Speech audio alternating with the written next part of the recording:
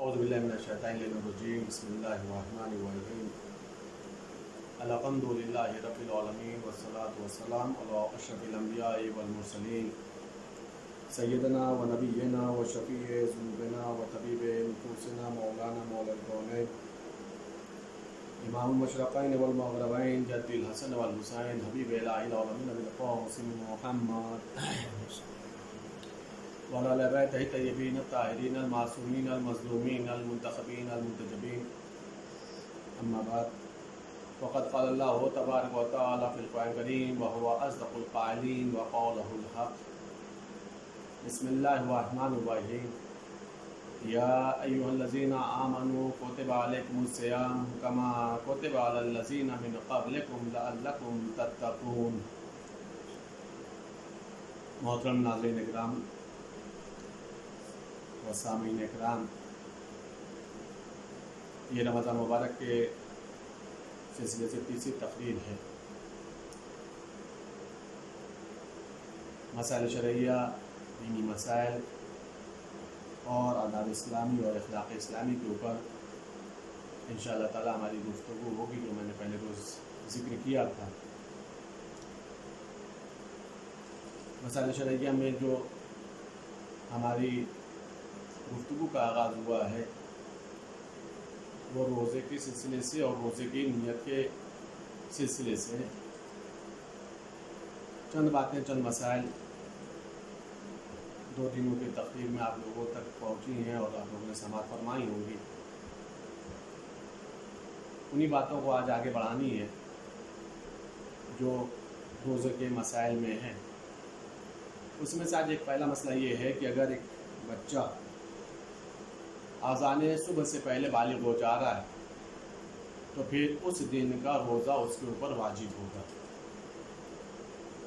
लेकिन अगर वो आज़ान सुबह के बाद बालिग हो रहा है तो उस दिन का रोज़ा उसके ऊपर वाजिब नहीं है। अगरचे उसने उसका इरादा मुस्तहब रोज़ा रखने का हो तो फिर वो रोज़ा रख सकता है, लेकिन बहरहाल उस दिन का रोज़ा उसके ऊपर वाजिब नहीं रहेगा। उसी तरीके से अगर कोई काफिर ज़ुहर से क़ब्ल मुसलमान हो जाए और उसने सुबह से लेकर ज़ुहर से पहले पहले तक कोई ऐसा काम नहीं किया है कि जो रोज़े को बातिल करता हो, मुब्तिलात सोम में हो, तो फिर उस दिन का उसके ऊपर रोज़ा रखना वाजिब है, यानी वो नियत कर लेगा और वो रोज़ा उसका शुमार होगा। लेकिन अगर वो उस दिन का रोज़ा नहीं रख रहा है तो फिर उसके ऊपर उस दिन की रोज़े की क़ज़ा भी वाजिब है। उसी तरीके से अगर एक बीमार इंसान ज़ुहर से पहले पहले तंदुरुस्त हो जाए, सेहतमंद हो जाए, बीमारी से उसे शिफा मिल जाती है और उसने सुबह से लेकर के उस वक्त तक कोई ऐसा काम नहीं किया ज़ुहर से पहले पहले तक जो रोज़े को बातिल करता हो, तो फिर वो नियत करके उस दिन के रोज़े को तमाम करेगा, यानी उस दिन का रोज़ा उसके ऊपर वाजिब होगा। लेकिन अगर उसे शिफा, उसे सेहतमंदी, उसको तंदुरुस्ती जो मिली हो अगर ज़ुहर के बाद, तो फिर उस दिन का रोज़ा उसके ऊपर वाजिब नहीं है। अगर एक इंसान इस मसले में शक में हो कि आज शबानुल मुअज़्ज़म की आखिरी तारीख़ है या रमज़ानुल मुबारक की पहली तारीख़, तो फिर उस दिन का उसे रोज़ा नहीं रखना। और अगर वो फिर रोज़ा रख भी रहा है तो फिर वो रमज़ानुल मुबारक की नियत करके रोज़ा नहीं रखेगा। फिर वो नियत कैसे करेगा? उसकी नियत का तरीक़ा ये होगा कि इस अंदाज से नियत करे कि मेरे माबूद अगर ये रमज़ान मुबारक का रोज़ा है तो मैं रमज़ान मुबारक का रोज़ा रखता हूँ, अगर रमज़ान मुबारक का रोज़ा नहीं है तो फिर वो अपना क़ज़ा का रोज़ा, कोई भी ऐसी नियत का रोज़ा रख सकता है। और अगर बाद में उसे पता चल रहा है कि नहीं, जो रोज़ा हमने रखा है वो रमज़ान मुबारक का ही है, आज रमज़ान मुबारक की पहली ही तारीख़ है, तो फिर कोई बात नहीं है, उसका वो रोज़ा रमज़ान मुबारक में ही शुमार हो जाएगा। अगर एक इंसान रोज़ा रखे हुए और जानबूझ करके मुज़ब्ज़िब है, तज़ब्ज़ुब में पड़ा हुआ है कि मैं रोज़ा रखूं या रोज़े को बातिल कर दूं, यानी इरादा कर रहा हूँ, क़स्द कर रहा हूँ, और चाहे उसने उस इरादे को मुकम्मल ना भी किया हो, यानी उसने ऐसा काम नहीं किया है जो रोज़े को बातिल करता हो, صرف اور صرف ایک بات کہہ رہا ہے کہ روزہ رکھوں نہ رکھوں، روزے کو توڑ دوں یا روزے کو کمپلیٹ کروں، مکمل کروں، اگرچہ اس نے وہ کام نہ بھی انجام دیا ہو جو روزے کو باطل کرتا ہو، پھر بھی اس کا روزہ باطل ہو جائے گا اور اسے اس دن کی روزے کی قضا بھی کرنی پڑے گی۔ یہ ہے رمضان مبارک کے نیت کے اور روزہ رکھنے کے سلسلے سے مسائل۔ انشاءاللہ تعالیٰ اگلی تقریر میں ان باتوں کا ذکر کیا جائے گا کہ جو روزے کو باطل کرتے ہیں، جن چیزوں سے روزہ باطل ہوتا ہے۔ روزے کا تعلق میں نے کل کی تقریر میں عرض کیا تھا کہ اس کا تعلق ایمان والوں سے ہے۔ اللہ نے ایمان والوں کو مخاطب کیا اور حکم دیا ہے کہ تم لوگ روزہ رکھو، اے ایمان والو تم لوگ روزہ رکھو۔ اور روزہ رکھنے کا ریزن، روزہ رکھنے کی وجہ بھی خداوند عالم نے بیان فرمائی کہ اس لیے کہ تاکہ تم متقین بن جاؤ۔ اللہ کی نگاہ میں صاحبان ایمان اور صاحبان تقوی کے بہت سارے مدارج ہیں۔ اللہ کی نگاہ میں ان بندوں کی بہت قدر ہے جو بندے صاحبان ایمان ہوں، جو بندے صاحبان تقوی ہوں۔ اگر آپ قرآن کریم کا، چونکہ رمضان المبارک میں قرآن کریم کی تلاوت کی طرف بہت رغبت دلائی گئی ہے، بہت زور دیا گیا تلاوت قرآن کرنے کا، ثواب کے اعتبار سے بھی ہے، اور چونکہ رمضان المبارک میں قرآن نازل بھی ہوا ہے، بہت زیادہ تاکید کی گئی ہے، معصومین کی روایت ہیں بہت زیادہ۔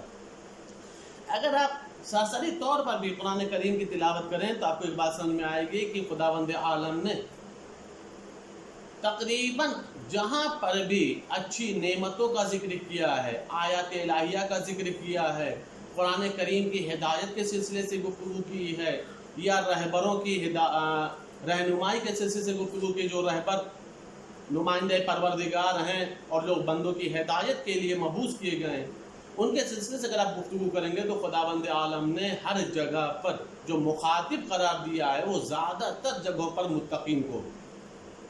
مثال کے طور پر بالکل سامنے کی سیدھی سی آیت ہے جو مشہور و معروف آیت ہے، جب قرآن کا خداوند عالم نے ذکر کیا تو ارشاد فرمایا ہدی للمتقین، یہ متقین کے لیے ہدایت ہے۔ حالانکہ ایک مقام پر خداوند عالم نے ہدی للناس کا بھی لفظ استعمال کیا ہے کہ یہ لوگوں کے لیے بھی ہدایت ہے، لیکن ظاہر سی بات ہے جو ظرف جتنا زیادہ طاہر ہوگا اتنا ہی زیادہ ہدایت کو قبول کرے گا، اور متقین سے زیادہ کسی کا قلب، کسی کا ظرف پاکیزہ نہیں ہے جو قرآن یا وارثان قرآن کی ہدایت کو صحیح معنوں میں قبول کر سکے۔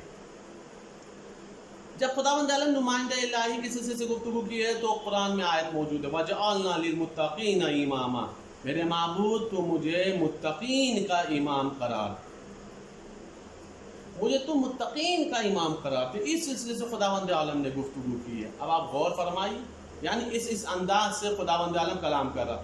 جب خداوند عالم نے جنت کے سلسلے سے گفتگو کی ہے تو وہاں پر بھی خداوند عالم نے متقین ہی کا ذکر کیا ہے۔ ارشاد رب العزت ہوتا ہے اُزْلِفَتِ الْجَنَّةُ لِلْمُتَّقِينَ، ہم نے جنت کو سجایا ہے، ہم نے جنت کو سنوارا ہے، کس کے لیے؟ متقین کے لیے۔ اب آپ سوچیں، یعنی جو بھی نسبت خداوند عالم سے چیزیں رکھتی ہیں ان تمام چیزوں کا تعلق خداوند عالم نے صاحبان تقوی کے لیے، صاحبان متقین کے لیے رکھا ہے، خوف پروردگار رکھنے والوں کے لیے۔ انہی چیزوں میں ایک اہم چیز کا نام ہے روزہ، جو خداوند عالم سے انسان کو قریب سے قریب کر دے۔ ایمان والوں کی جب آپ بات کریں، یہ تو بات ہو گئی تقوی والوں کے سلسلے سے، ایمان والوں کی آپ گفتگو کریں قرآن کریم میں دیکھیں آپ، جہاں پر خداوند عالم نے ایمان والوں سے کلام کیا، الگ الگ مقام پر الگ الگ لہجہ استعمال کیا ایمان والوں کے سلسلے سے۔ جب اطاعت کا مطالبہ کیا تو ارشاد فرمایا یا ایھا الذین آمنوا اطیعوا اللہ واطیعوا الرسول واولی الامر منکم، اے ایمان والو تم اللہ کی اطاعت کرو، اس کے رسول کی اطاعت کرو، صاحبان امر کی اطاعت کرو۔ یعنی یہ مطالبہ اللہ نے لوگوں سے نہیں کیا، ایمان والوں سے کیا۔ اللہ جانتا ہے اس بات کو کہ اگر کما حق کوئی اطاعت کرنے والا ہے اللہ کی یا اس کے رسول کی یا اولی الامر کی تو وہ صاحبان ایمان، ورنہ اللہ جنرل گفتگو کر سکتا تھا، عام گفتگو کر سکتا تھا، اے لوگوں تم میری اطاعت کرو۔ نہیں، خداوند عالم نے جب کلام کیا ہے تو تین لوگوں کو اطاعت کا جب مطالبہ کیا تو ایمان والوں کو مخاطب کیا۔ جب خداوند عالم نے مومن کے رشتے کی بات کی ہے تو ارشاد رب العزت ہوتا ہے مومن مرد اور مومن عورتیں یہ آپس میں ایک دوسرے کے ولی اور مددگار ہیں۔ اس میں اللہ نے خاندان کی بات نہیں کی ہے، قرابت داری کی بات نہیں کی ہے، ब्लड रिलेशन की बात नहीं की, ईमान के रिश्ते को रखा। ईमान वाला मर्द है, ईमान वाली औरतें हैं, खवातीन हैं, तो वो आपस में एक दूसरे के वली हैं और एक दूसरे के मददगार हैं। क्यों? इसलिए कि ईमान वालों की वजह भी अल्लाह ने बयान की है। ये ईमान वाले वो हैं जो लोगों को अच्छाइयों की तरफ बुलाते हैं, बुराइयों से रोकते हैं। जो अच्छाइयों की तरफ दावत देते हैं, अच्छा काम वही हुक्म देगा जो खुद अच्छा करता हो। अच्छाइयों की तरफ वही रग़बत कर दिलाएगा जो खुद अच्छों से राग़िब हो। कहा जो ये मोमिन मर्द है, ये जो मोमिन औरतें हैं, ये वली और मददगार है। क्यों? इसलिए कि अच्छाइयों की तरफ बुलाते हैं, बुराइयों से रोकते हैं। इसके बरक्स, इसके बरखिलाफ जब खुदावंद आलम ने मुनाफिकीन की गुफ्तगू की है, उसी के सिलसिले से अल्लाह ने जस्ट इसका उल्टा बोलता है कि मुनाफिक मर्द, मुनाफिक औरतें ये आपस में एक दूसरे से हैं, लेकिन इनका काम क्या है? ये ईमान वालों की तरफ अच्छाइयों की तरफ नहीं बुलाते, ये बुराइयों की दावत देते हैं और अच्छाइयों से रोकते हैं। यानी खुदावंद आलम की निगाहों में अच्छा काम करना, अच्छाइयों की तरफ बुलाना, अच्छाइयों की तरफ दावत देना, ये ईमान वालों की जिम्मेदारी है, ये ईमान वालों का काम है, चाहे उनका ताल्लुक़ मर्दों से हो या ख़वातीनों से हो। इसमें खुदावंद आलम ने कोई फ़र्क नहीं रखा।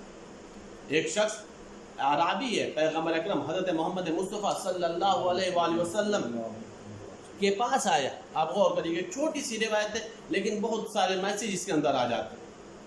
एक अराबी आए पैगम्बर अकरम के पास। अराबी कहते हैं जो बादिया नशीन होते हैं, जो देहात में रहते थे। अब जाहिर सी बात है, आज की इन चीज़ों को समझना और समझाना बहुत आसान है कि एक शहरी ज़िंदगी क्या है और एक सहराई ज़िंदगी या देहात की ज़िंदगी का क्या ताल्लुक़ होता है। दूर दराज से बेचारा अराबी चला आया पैगम्बर के पास और आने के बाद उसने एक जुमला कहा, या रसूलल्लाह, मैं चाहता ये हूँ कि आप मुझे कुछ ऐसे उमूर की तालीम दें, ऐसे उमूर की तालीम दें जिससे मैं जन्नत को हासिल कर सकूँ। देखिए, ये भी एक शौक़ है, ये भी एक शौक़ है, या ये कह सकता हूँ ये भी एक तौफ़ीक़ परवरदिगार है कि उतनी लंबा सफ़र करके वो आया है इन चीज़ों को मालूम करने के लिए कि किन कामों को किया जाए कि जिनसे जन्नत मिल जाए। आज अल्हम्दुलिल्लाह ये बहुत आसानियाँ हैं, अच्छाइयों की तबलीग कर देना, अच्छी अच्छी बातों को लोगों तक पहुँचा देना, मसाइल शरइया पहुँचा देना, तफासिर कुरान पहुँचा देना, दुआओं का पहुँचा देना, बहुत आसान है। लेकिन अगर आप 1400 साल पहले की पिक्चर जहन में लेकर के आएँ तो सोचें कि अच्छाइयों को वहाँ तक पहुँचाना कितना मुश्किल काम था, और ये कितने खुश नसीब इंसान थे जो उन अच्छाइयों को हासिल करने के लिए इतनी लंबी मुसाफिरत करते थे और फिर पैगम्बर या अहले बैत के पास आते थे। ये तौफ़ीक़ परवरदिगार के बगैर नामुमकिन है। आया और आने के बाद कहा कि आपको ये ऐसी तालीम दे दें, कुछ उमूर बता दें, कुछ ऐसे अहकाम बता दें कि जिनसे मैं जन्नत को हासिल कर सकूँ। पैगम्बर ने फरमाया, ठीक है, तुम आयो, कुछ तालीम ले लो। बिल्कुल सीधी सी सादी सी गुफ्तगू की है, क्योंकि अहले बैत का या पैगम्बर का एक मिजाज था, जो जितनी सलाहियत रखता था उसी अंदाज से गुफ्तगू की जाती थी। पैगम्बर ने एक जुमला फरमाया, देखो, पहला उन कामों में काम ये है कि अगर तुम्हारी निगाहों में कोई भूखा हो तो उसे शिकमसेर कर दो, ये रास्ता तुम्हें जन्नत तक पहुंचाएगा। उसे शिकमसेर कर दो, उसकी भूख को ख़त्म कर दो, उसके नान नफ़ा का इंतज़ाम कर दो, उसकी रोज़ी रोज़गार का इंतज़ाम कर दो, ताकि वो भूखा ना रहे। अगर तुमने किसी एक बंदे खुदा की भूख को ख़त्म कर दिया, इंतज़ाम कर दिया, तो वो तुम्हें जन्नत से करीब। दूसरा काम पैगम्बर ने फरमाया, देखो, अगर कोई तुम्हें प्यासा मिल जाए और चाहते हो कि तुम जन्नत तक पहुंच जाओ, तो उस प्यासे को सैराब कर दो। देखिए, कहना आज की तारीख में, आज के ज़माने में बहुत आसान है। उस ज़मानों में कुएं खोद करके पानी निकाला जाता था। आज की तरह पानी इतना आसानी से दस्तयाब नहीं था। पैगम्बर फरमा रहे, कोई भूखा हो तो उसे शिकमसेर कर दो, कोई प्यासा मिले तो उसे सैराब कर दो।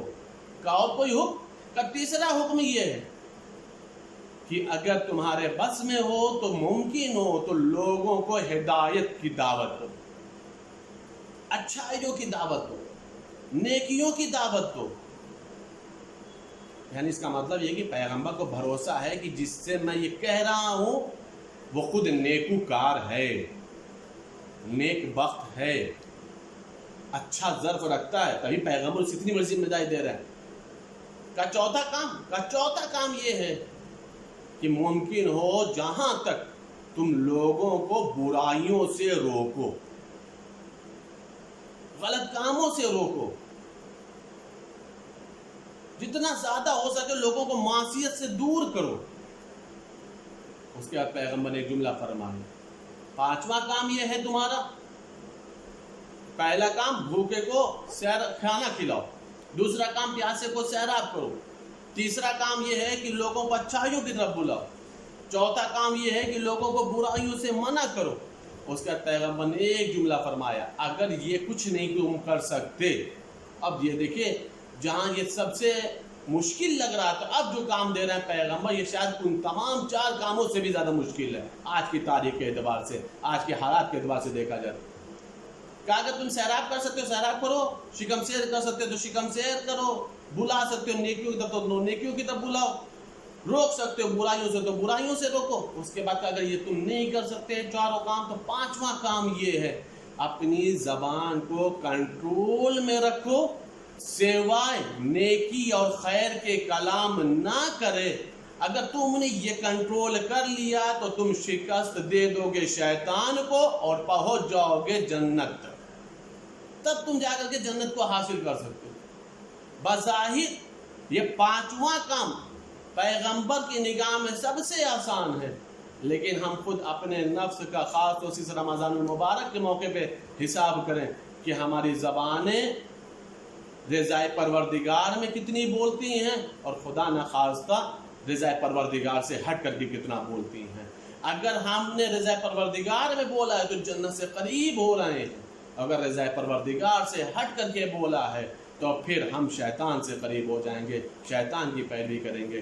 لہٰذا ہم اللہ کی بارگاہ میں دعا کریں کہ خداوند عالم اس رمضان المبارک کے موقع کے اوپر، مبارک مہینے کے اوپر میرے معبود ہم سب کو اپنا مطیع فرما بردار بندہ بننے کی توفیق عطا فرما۔ میرے معبود ہم سب کو تعلیمات پیغمبر، تعلیمات اہل بیت پر چلنے کی توفیقات عطا فرما۔ میرے معبود تجھے واسطہ ہے محمد والے محمد کا، ہم سب کے گناہوں کبیرہ صغیرہ کو معاف فرما، جتنے مرحومین ہیں ان سب کے گناہ کبیرہ و صغیرہ کو معاف فرما۔ میرے معبود یہ جو وبا پھیلی ہوئی ہے، جو مرض پھیلا ہو، میرے معبود اس سے تمام شیعان اہل بیت، محبان اہل بیت کو امن، سکون اور عافیت عطا فرما، جو بیمار ان سب کو شفا کلی عطا فرما۔ میرے معبود رمضان مبارک میں زیادہ تر دعاؤں میں حج و عمرہ اور زیارتوں کا ذکر ہے، ہم سب کو حج و زیارات نصیب فرما۔ میرے معبود جو بے اولاد انہیں صاحب اولاد بنا، جو صاحبان اولاد ان کے اولادوں کی حفاظت فرما۔ ہم سب کے اولادوں کو دامن قرآن، دامن اہل بیت، ولایت اہل بیت سے متمسک رکھ۔ ہم سب کو جو زیارات نصیب فرما، امام زمانہ کے ظہور میں تاجیل فرما، ہم سب کو ان کے اعوان و انصار شمار فرما۔ اللہم تقبل منا انک انت السمیع العلیم بحق محمد و آلہ الطاہرین۔